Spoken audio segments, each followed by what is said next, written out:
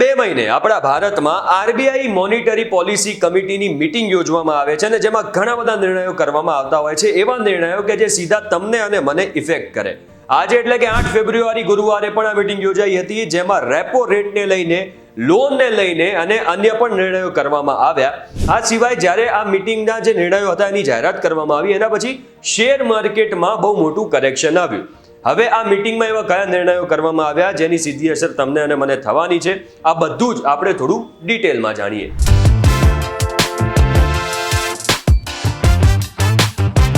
તમે આવી ગયા છો VTVGujarati.com પર. મારું નામ છે હિમ ખત્રી. આરબીઆઈની જે આ મોનિટરી પોલિસી કમિટીની મીટિંગ હોય છે એમાં આરબીઆઈના ગવર્નર સહિત ટોટલ 6 લોકો હોય છે.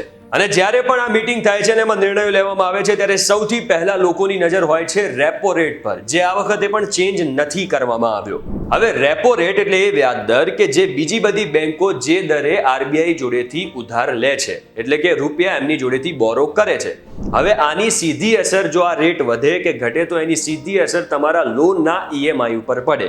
એટલે કે જો રેપો રેટને વધારવામાં આવે તો તમારી લોન મોંઘી થઈ જાય અને જો એને ઘટાડવામાં આવે તો તમારી લોન સસ્તી થઈ જાય. તો કે આ વખતે રેપો રેટમાં કોઈ ચેન્જ નથી કરવામાં આવ્યો. એવું નથી કે આ વખતે, છેલ્લા 1 વર્ષથી રેપો રેટમાં કોઈ ચેન્જ નથી કરવામાં આવ્યો. છેલ્લી 6 વખત જ્યારે આ મીટિંગો થઈ છે ત્યારે રેપો રેટમાં કોઈ ચેન્જ નથી કરવામાં આવ્યો.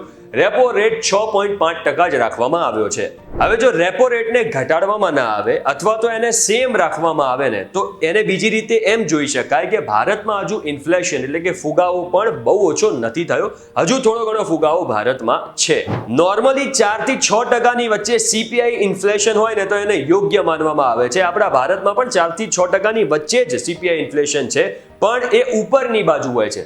જેમ કે આ વખતે એટલે કે 2023-24માં CPI ઇન્ફ્લેશન એ 5.4% છે. પણ આવતા વર્ષે તમારી લોન સસ્તી થઈ શકે છે, કારણ કે આરબીઆઈનું અનુમાન છે કે આવતા વર્ષે જે આ CPI ઇન્ફ્લેશન છે એટલે કે ફુગાવો દેશમાં છે એ ઘટીને 4.5% થઈ શકે છે. હવે બીજો એક મોટો નિર્ણય કે જે લોનને લઈને કરવામાં આવ્યો છે એ પછી કે રિટેલ લોન એટલે કે હોમ લોન હોય, કાર લોન હોય, પર્સનલ લોન હોય કે પછી બિઝનેસ લોન જેવી કે MSME લોન હોય, આ બધાને આ જે નિર્ણય કરવામાં આવ્યો છે ને એ ઇફેક્ટ કરશે.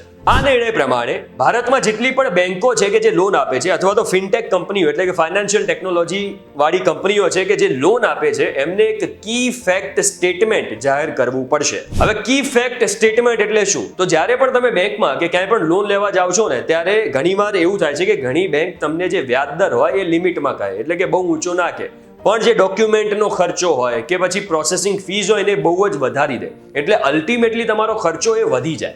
આ સિવાય પણ ઘણા બધા હિડન ખર્ચા આવતા હોય છે અને જો તમે ઈએમઆઈ ને ચૂકી જાઓ છો તો જે પેનલ્ટી લગાવવામાં આવે છે ને બહુ મોટી લગાવવામાં આવે છે. અને જ્યારે કોઈ કસ્ટમર બેંકમાં લોન લેવા માટે જાય છે ત્યારે ઘણી બધી બેંક આ વસ્તુને ક્લિયર નથી કરતી હોતી. પણ હવે જો તમે લોન લેવાના હો ઇન ફ્યુચરમાં, જ્યારે આ નિર્ણય પ્રોપરલી લાગુ કરી દેવામાં આવશે ત્યારે તમે જો લોન લો છો તો તમને કી ફેક્ટ સ્ટેટમેન્ટ આપવામાં આવશે. એની અંદર જે ટોટલ ચાર્જિસ તમે લોન લો છો ને એના ટોટલ ચાર્જિસ લખવામાં આવશે કે લોનનું વ્યાજ કેટલું હશે, બીજા ખર્ચા કયા હશે, અને એ સ્ટેટમેન્ટમાં જે અમાઉન્ટ હશે ને એનાથી ₹1 પણ વધારે બેંક કે કોઈ પણ ફિનટેક કંપની તમારી પાસેથી નહીં લઈ શકે.